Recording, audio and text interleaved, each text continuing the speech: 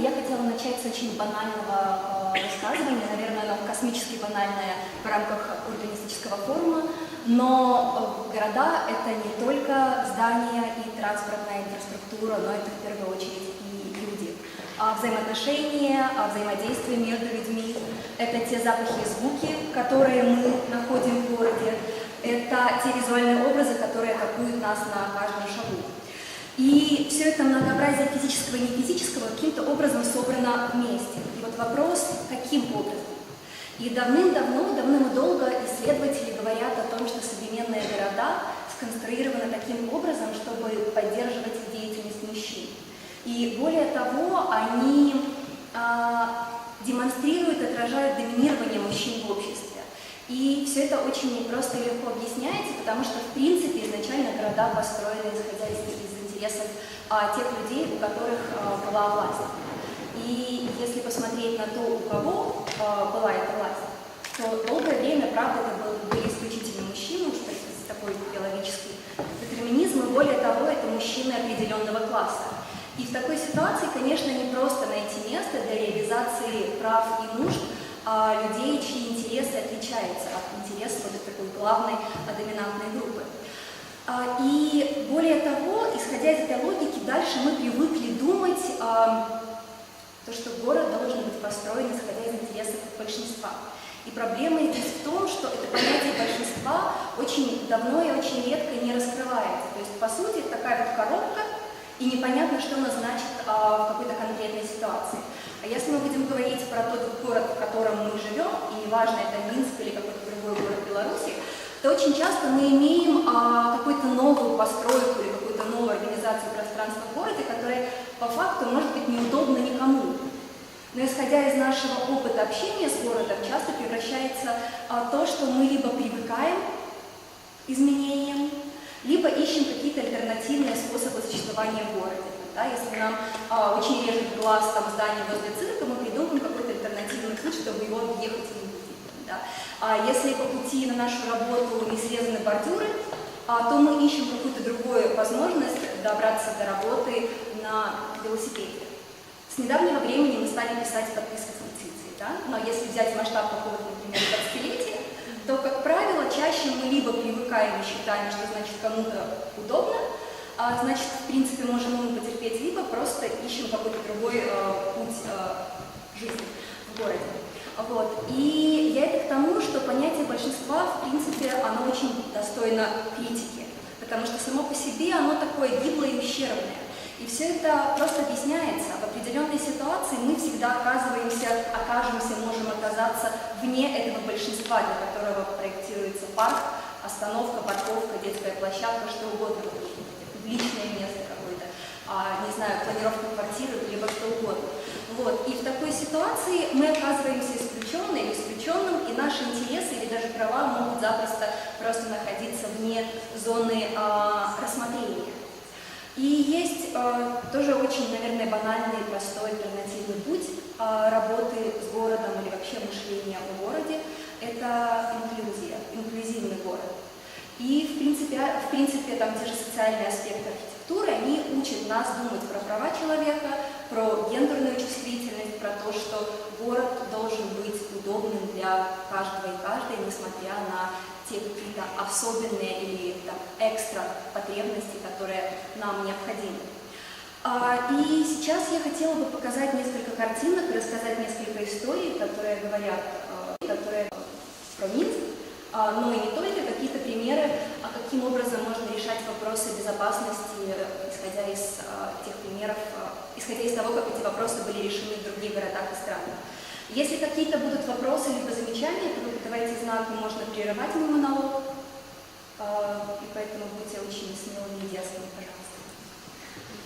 Это первая тема, которую я хотела затронуть, это мобильность. И мобильность, в том числе, недавно только что говорили про тему молодых мам, молодых пап и, в принципе, мам и пап в городе. Вот. И эта работа Анастасии Щербак была сделана в 2013 году, это такая интервенция в публичное пространство. И эта работа «Детки в клетке» была реализована в рамках театральной лаборатории Фредерик Брас. Это театральная студия в рамках свободного театра. И время от времени студенты занимаются тем, что выходят в городское пространство и каким-то образом тестируют его на чувствительность. Либо каким-то образом пытаются взаимодействовать с людьми, которые живут в этом городе, либо каким-то образом пытаются трансформировать это пространство и посмотреть, как люди будут реагировать на то или иное действие. И вот эта акция «Детки в клетке» была реализована с целью обратить внимание на проблемы немобильности родителей. И в то время сама Анастасия была мамой. И, по сути, все, что мы можем наблюдать, это прогулку мамы каждый день родительства. И сама Настя про это говорила, про то, что жизнь мамы в Минске сужается до квадрата песочницы. В городе сложно передвигаться с коляской, отсутствует комната для кормления и пеленания, в общественных местах нет детских уголков. В городе ребенку нет места, беременных женщин и молодых мам общество рассматривает едва ли не как неполноценных. И на самом деле это очень здорово перекликается с тем, как у нас из каждого утюга говорят про демографическую катастрофу и каждого третьего ребенка в семью, но при этом каких-то, в принципе, условий для того, чтобы с детьми было комфортно вообще находиться в городе, у нас нет.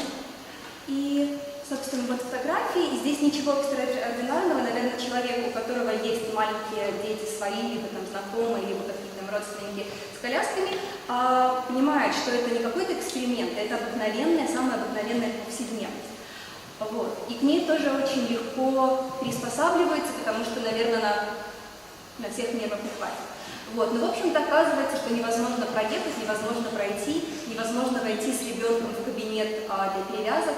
И в результате была создана антикарта, на которой были обозначены точки, наиболее неудобные для нахождения с коляской. И тезисы примерно таковые. Если ты мама, то твоя кафе детская. Если ты мама, ты стань пандусом. Если ты мама, то в твоей сумке должен уместиться пеленальный столик. Если ты мама, научи своего ребенка вести себя тихо. Если ты мама, то это твои проблемы.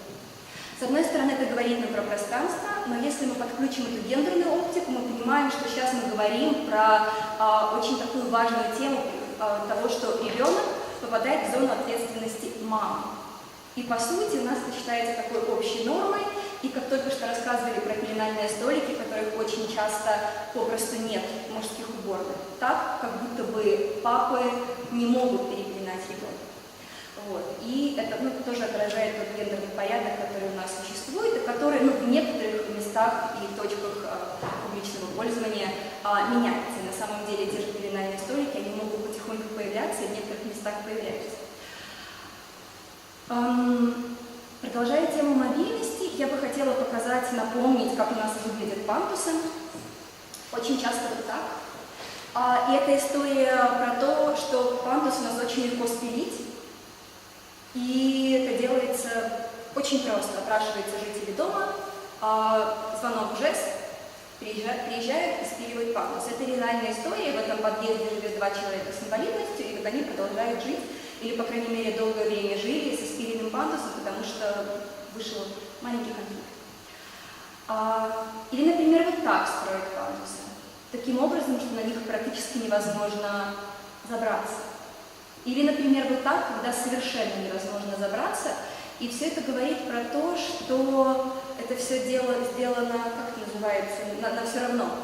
Вот. То есть, по сути, люди делают фактически пандус, но они не задумываются про тех людей, которые будут пользоваться. А это очень просто. Если хочешь сделать свое пространство инклюзивным, надо спросить у той группы населения, которой эти изменения нужны, какими они должны быть. И вот без этого обращения к уязвленным группам мы не получим ничего, кроме таких вот пандусов, на которых самостоятельно человек не может воспользоваться. Потому что он должен быть определенного градуса, но здесь, наверное, все знают. Или, например, определенный градус может быть учтен, но при этом агрессивная парковка решает вопрос.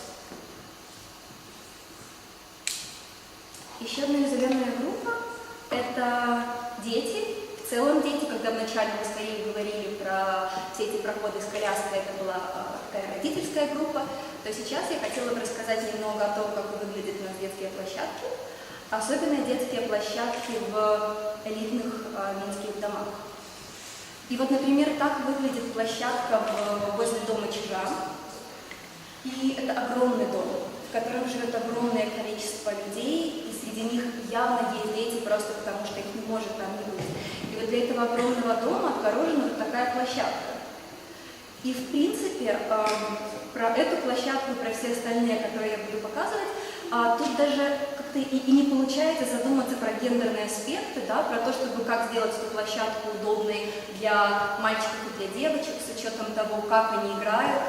Или, например, как можно было сделать, чтобы трансформировать игры, чтобы включать девочек в те игры, которые называются мальчишескими, и наоборот. Вот. Но когда смотришь на эту площадку, то, в принципе, как-то так даже не появляется момента, где можно сцепиться. Или, например, вот площадка. То есть это дома, квартиры в которых стоят от 150 тысяч долларов. Но площадки выглядят примерно вот так.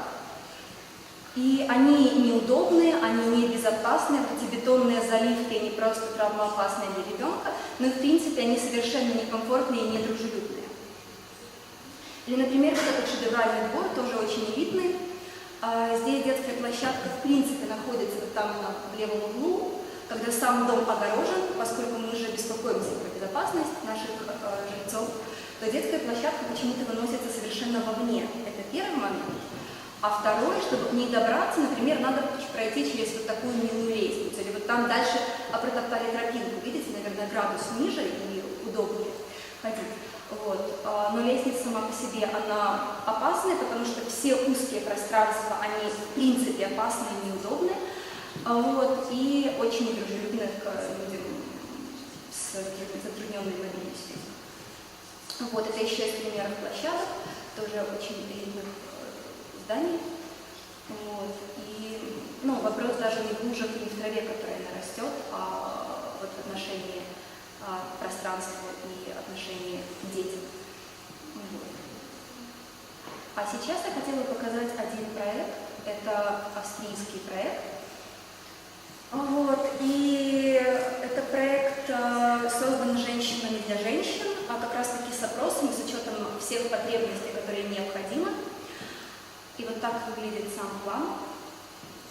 Вот. Это пространство, в рамках которого учли все те нужды и потребности, и сделано с тем, чтобы учесть все эти моменты опасности, безопасности и нужд тех людей, которые проживают. И здесь, например, вот зеленые части, которые мы видим на втором рисунке, вот, кстати, штучка пригодилась сейчас. Вот это, например, дворы детские. Рядом белое – это дома, и все это спроектировано таким образом, чтобы родители могли смотреть из окна своего дома на детей.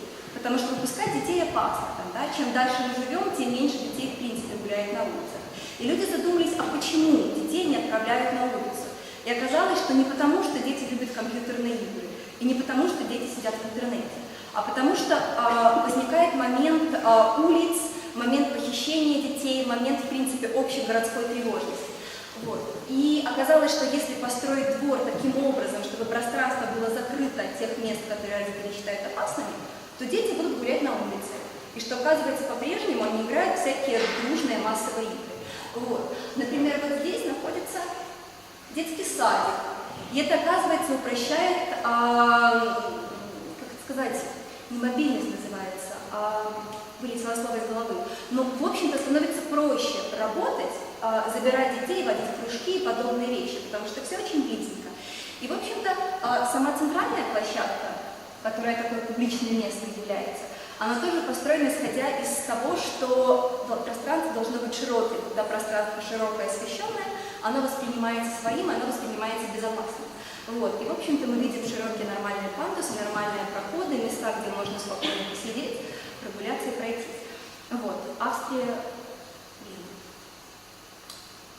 Еще один момент, который я хотела затронуть во времени, которое еще есть, это как раз-таки вот те визуальные образы, которые мы встречаем в городе. И в какой-то момент наш глаз тоже к ним просто привыкает и начинает воспринимать всю эту визуальность как какую-то норму. И для кого-то это действительно про какое-то удовольствие в городе, а для кого-то это про небезопасное пространство, про дискомфорт и про агрессию. И И я хотела обратить внимание, в частности, на плакаты про спасение младенцев, которые какое-то время очень яро начали появляться в городах Беларуси. И причем по областным центрам они очень занимают прям 3-метровые гибки про «позволь вашему ребенку родиться», про «не оставляй пробелов» и подобные рекламы. И с одной стороны, да, это такая идеологическая война про life и про choice, но по сути все, что мы видим, это 3-метровая атака на женские права. И сейчас мы можем просто эмпатично представить себя на месте того человека, который живет в городе, который попадает, в принципе, в не очень простую ситуацию, потому что вопрос аборта никогда не бывает простым, и этот человек встречает 3-метровые гибки. Как бы это очень некомфортно. Или дальше мы можем продолжать. Это та реклама, которая окружает нас в метро, на огромных, опять же, 3-метровых, или сколько там, я не знаю, честно говоря, городских плакатах. Вот. И, ну вот, это примерно такое.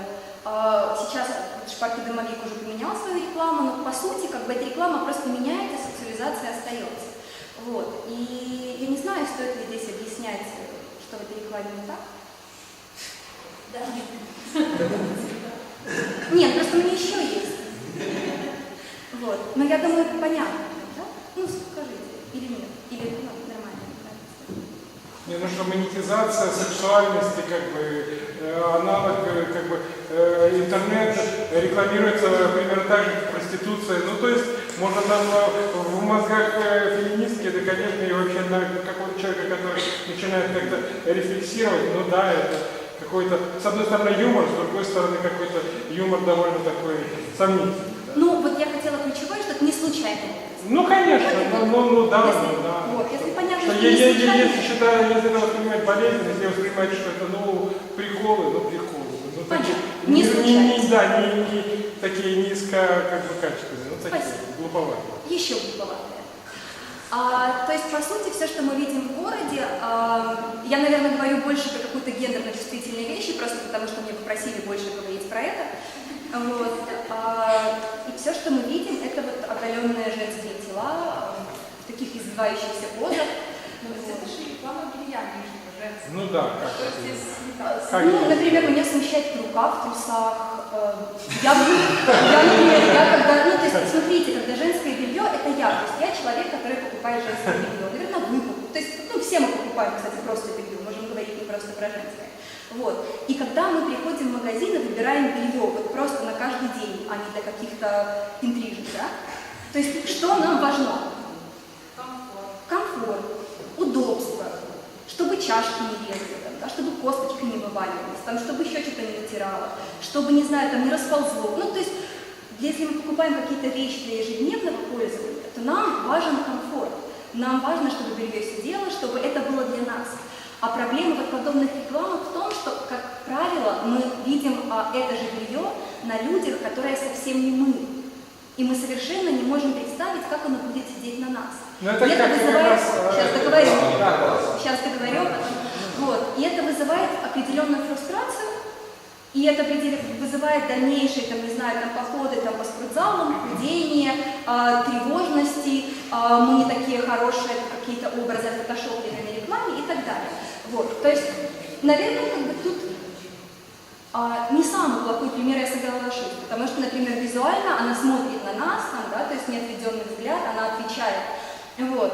Но, например, вот дальнейшие вещи, ну нет, это не про мой комфорт, это рекламирует не бельем мне, а это рекламируют эти образы и, скорее, патриархатной культуры. Вот. Или, например, еще отличный пример МТБ банка, и здесь как раз-таки показано то, каким образом они свои услуги, а услуга это карточка, я так понимаю. Да, они новую карточку себе рекламируют, и каким образом они рекламируют, используют мужчин в рекламе и женщин. И, ну, было бы классно, если бы в нашей рекламе было больше одетых женщин. Это первое. И, например, чтобы эти женщины были разные, потому что все мы разные, да, не знаю, весовой категории, ростовой категории. Цвет кожи у нас тоже отличается, мобильность, немобильность тоже отличается. Было бы здорово, если бы у нас было больше, шире диапазон визуальных образов. Вот. Но то, что мы видим, вот, и не знаю, но опять же стоит ли объяснять, мне кажется, достаточно смотреть. Опять мы видим сексуализацию и девушку в шапочке, которая Погружена в учебу. балуется банком. Вот. И по сути, что мы рекламируем? Мы рекламируем карточку банковскую. Серьезно. И дальше я бы хотела продолжить историю про безопасность в городах и про то, что такое улица, и показать видео.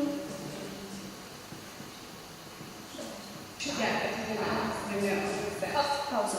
Хотела просто добавить, что видео по-английски, но это не важно в данном случае, потому что если непонятны слова, то в принципе суть будет прописана. Okay, you look like you love commitment. Oh boy, hey, what you got under that shirt, sweetie? That's a good heart. Bet those aren't to put together my IKEA furniture. Come talk to me, sweetie. You want a family? Hey, baby. Hey, baby. I bet you let me choose what to do with my whole body. Oh, your ass will look so good on my couch. Do you want reality TV? How are you gonna cook us? I bet you can handle a girl with all kinds of emotions. Hey baby, you hear me? You hear me? Yeah, 'cause you're a good listener. Boy. I bet your bathroom is so clean. Ooh, you look so emotionally stable. Those arms look like they carry some babies. You look like a real mess. Let me fix you. Damn, baby. I bet you have a job with health insurance. I bet you would treat me with respect. Is that poultry? Ooh, darling. You look monogamous. Hey, nice shoes. For a spoon? Ooh, you talk to your mom with that now? Or at all? Because a good relationship with your mother is important to me. The beard match the carpet. Damn, you're cute. Hey, you want to go back to my place? We can eat pizza. We can hold each other all night.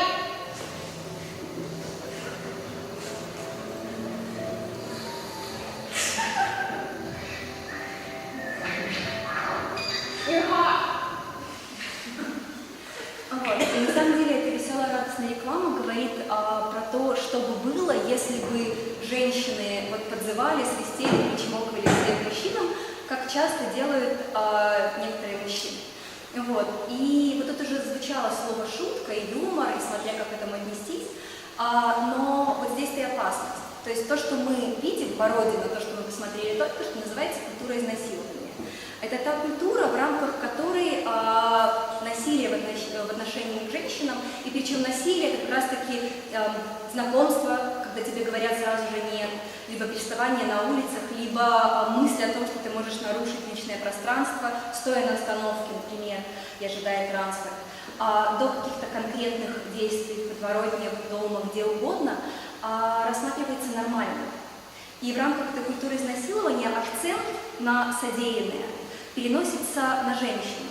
Например, говорят о том, что ты слишком широко улыбалась, да, поэтому я сейчас подхожу и очень стараюсь с тобой знакомиться, просто потому что, ты же не могла просто так улыбаться. И, например, обращать внимание на то, как женщина была одета, на то, как громко она разговаривала, на то, как она в принципе вела себя в публичном пространстве, либо в частном, если мы говорим о том, здесь совершенно не важно. Вот. И это очень опасная штука, потому что подобные вещи, причмокивания, свисты, какие-то выкрикивания на улицах у нас очень часто по-прежнему предлагают рассматривать как комплимент. Вот. Или другое, говорят про то, что у тебя нет чувства юмора, если ты не смеешься в ответ. А проблема еще в том, что если ты не смеешься в ответ, а у нас очень мало стратегий, уйду, наверное, сейчас от мысли, потому что это важнее, как у нас учат девочек вообще, в принципе, реагировать на какие-то замечания, подобные вещи на улицах. Либо говорят, пройди просто быстро, опусти глаза, пройди, не обращай внимания, либо каким-то образом учись отвечать. Так вот, ни одна из этих стратегий не помогает выйти, потому что на какие-то ответы, на какую-то реакцию на подобные присвистывания может действительно последовать очень агрессивная и жестокая реакция. Вот. И это очень опасно. Вот. И, в общем-то, я хотела рассказать про интересный проект, который был реализован в Египте, где вопросы насилия на улицах – это один из таких очень невероятно острых вопросов. И был придуман вот такой проект. Говорить о насилиях и приставаниях на улице очень сложно. И у нас, и в Египте, и в Дели, где угодно. И опять же, из этой культуры изнасилования, в рамках которых женщина, которая подверглась, считается какой-то неправильной, грязной, и, в общем-то, говорить про изнасилование просто стыдно и некомфортно. С другой стороны, люди, которые работают в полиции, это как раз-таки не про Египет история, а про нас, зачастую могут просто не принять это заявление. Либо они начинают с тобой разговаривать и спрашивают у тебя, как ты была одета, как будто бы это имеет отношение к случившемуся.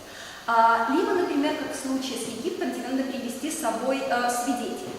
И мы понимаем, что в случае на улице какого-то приставания либо насилия, либо изнасилования, это совершенно невероятная, невозможная вещь привести с собой 3 свидетелей. Вот. И придумали такой выход. Есть сайт, на котором можно зарегистрироваться, и на котором ты можешь послать сообщение о том, что с тобой произошло на той или иной улице. И причем там очень большая градация, там от цивилиста до какого-то непосредственно физического контакта. Таким образом, что женщина анонимно может послать это сообщение. И создаются вот такие карты. И на этих картах, вот вторая, покажи снимок. Вот вторая карта. Мы видим те улицы города, здесь уже не, ну, в общем-то, мы видим на картах те точки, где этих происшествий огромное количество. И с этой картой может заработать дальше полиция. И полиция действительно работает, потому что этот проект, он сотрудничает с полицией с одной стороны, а с другой с гражданским обществом, то есть непосредственно с людьми, которые живут на улице. И, в общем-то, что делает полиция? Они просто отправляют туда, как у нас участковый, в общем-то, отправляют просто своего работника на эти улицы с тем, что его фокус и его обязанности как раз-таки следить за тем, чтобы этого насилия было меньше, и смотреть за тем, чтобы город для женщин был более дружелюбным. И мы понимаем, что это, по крайней мере, имеет шанс, такая стратегия, улучшить положение. А другое – это активисты этого проекта. Активисты этого проекта, они начали работать с людьми, которые на этих улицах располагаются. А если мы вспомним, или там, не знаю, там, наше представление Египта, обычно правдивых в этих ситуациях, это действительно улицы, на которых очень много открытых витрин, это магазины, это люди, которые постоянно стоят возле своих домов, потому что часто у них какое-то свое домашнее кафе. Вот. И, в общем-то, они предложили этим людям обратить внимание на то, что происходит на их улицах. И исследования показали то, что 9 из 10 человек были шокированы тем, что на этих улицах происходит вообще какое-то насилие, как эти улицы могут быть дискомфортны для женщин. Вот. И с одной стороны, мне кажется, не с одной, а со всех сторон, мне кажется, что в первую очередь это говорит нам о том, что многие вещи в принципе не распознаются как насилие, что многие вещи на самом деле воспринимаются как просто свист, или просто причмокивание, или просто там попытка познакомиться. Вот. Но это не всегда так. И опять же, чтобы понять, так ли это, надо спросить у той группы, которая подвергается какой-то системной дискриминации. И очень просто мы получим ответ. Смешно, приятно, либо это рассматривается как дискомфорт или непосредственное насилие, которое влияет на мобильность женщин в городе, на нахождение женщин в тех или иных пространствах. Вот. И еще один проект, тоже из далекого заземелья, это проект Амуриане, где тоже активисты вдруг задумались, которые задумались про вопросы безопасности, и они сделали опросы того, каким образом женщины возвращаются домой, вот эти стратегии и тактики нахождения в городе. Вдруг оказалось, что все женщины говорят о том, что не чувствуют себя небезопасно, когда они возвращаются домой от остановки публичного транспорта до своей квартиры.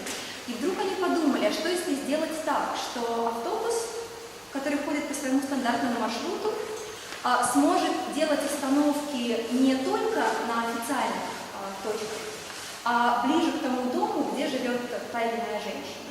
То есть не изменяется совершенно маршрут, но мы делаем пространство более безопасным для тех женщин, которые едут одни. И эта инициатива тоже получила поддержку от государства, и это стало работать во всех автобусах города. Это называется «Между двумя остановками». И, например, вот так, что здесь пишет, что в светлое время года 7:30 ты можешь, если ты ездишь одна, ты имеешь потребность, это же тоже скорее про какую-то потребность, выйти ближе к своему дому ты можешь сделать в темное время суток, это от 9 часов. Вот. И вот то, что мы говорили очень часто, то, что мы говорили, те проекты, которые работают, которые говорят про инклюзивный город в такой гендерной перспективе, на самом деле очень часто сводятся к правам женщин, и очень часто мы говорим про то, как сделать город более дружественным к женщинам, как сделать его более безопасным для женщин, но это тоже такой первый шаг, потому что на самом деле и гендерная перспектива это не только про женщин, и уязвимые группы это тоже не только про женщин. Например, если бы здесь было написано не только для женщин, которые ездят одни, а, например, для людей, которые не чувствуют себя в безопасности, то, наверное, группа людей, которые правда может не чувствовать себя в безопасности, расширилась. Потому что есть мужчины, которые в определенных ситуациях могут чувствовать себя уязвленными, есть трансгендерные люди, есть гомосексуальные люди, которые в определенном контексте, в определенных точках города, либо в определенных таких жизненных сценариях могут чувствовать себя сегодня или всегда в небезопасности, могли бы тоже прекрасно воспользоваться такой возможностью, как выйти между двумя остановками, либо, например, просто составить свою карту тех точек города, где им небезопасно находиться. И вот так я подхожу к последней теме, про которую я хотела поговорить сегодня, это уборные. И про то, что какие-то вещи, когда мы говорим вообще про уборные в городе, либо про уборные в публичных местах, культурных местах, чаще всего мы говорим про их недостаток, либо, например, про их наличие и про их состояние, вроде как чистоты. Но мы очень редко задумываемся про то, что само наличие туалета женского и мужского может быть для кого-то проблемой. И все это говорит про то, что я, например, либо те люди, которые не задумываются, находятся опять в такой привилегированной позиции. То есть мы можем себе позволить не задумываться, потому что, когда я иду в уборную, мне несложно выбрать между той или иной дверью. Но, например, это огромная проблема для трансгендерных людей. Либо для людей, которые не вписываются. Я зачитаю, не знаю, насколько удобно читать все это отсюда, поэтому зачитаю. Для трансгендерных людей и для тех, кто не определяет свой гендер в двух бинарных категориях, поход в туалет – это самое травмирующее событие на протяжении дня. Когда вы просто хотите справить естественную нужду, но сталкиваетесь с тем, что не можете этого сделать, потому что в прямом смысле не имеете доступа, у вас нет двери. Это переживается так, как будто вы полностью исключены, и вам недоступна самая основная, присущая каждому человеку базовая потребность. И это опять же нам говорит про то, что туалет – это не просто то место, куда мы ходим время от времени, а то, что туалет, по сути, отражает тот порядок, этот гендерный порядок, который у нас существует. И можно говорить как выход, да, как выход есть гендерно-нейтральный туалет. И дома мы вполне себе справляемся, потому что если уборная комната будет чистой и безопасной, это значит, что все мы можем ей воспользоваться. И очень много сейчас тактик и стратегий, например, когда делается мужской, женский и небинарный туалет, либо есть вариант просто делания туалета для всех гендеров, либо просто обыгрываете смешно сами зрачки, либо, например, делаете те уборные комнаты, в которые человек может заехать на коляске, куда человек может зайти с семьей, как вы только что говорили про уборные, потому что, например, с детьми иногда бывает удобнее, когда 2 человека заходят в уборную. И это вполне себе комфортно, и было бы здорово, если бы мы имели возможность так делать. Было бы здорово, если, не знаю, там, туалет для людей с инвалидностью не был каким-то забором. Или было бы здорово, если бы в туалете для людей с инвалидностью дверь была соразмерно коляской. Потому что я в своей жизни очень много встречала этих отдельных туалетов, которые были прекрасно чисты внутри, со всеми, идеально просто. Но на коляске туда заехать невозможно. Просто потому что люди, которые их делали, не подумали, что перила мало или мало значка. Вот. И, в общем-то, было бы здорово, если бы, как это называется, столько для пеленания были в каждой уборной, которая у нас есть.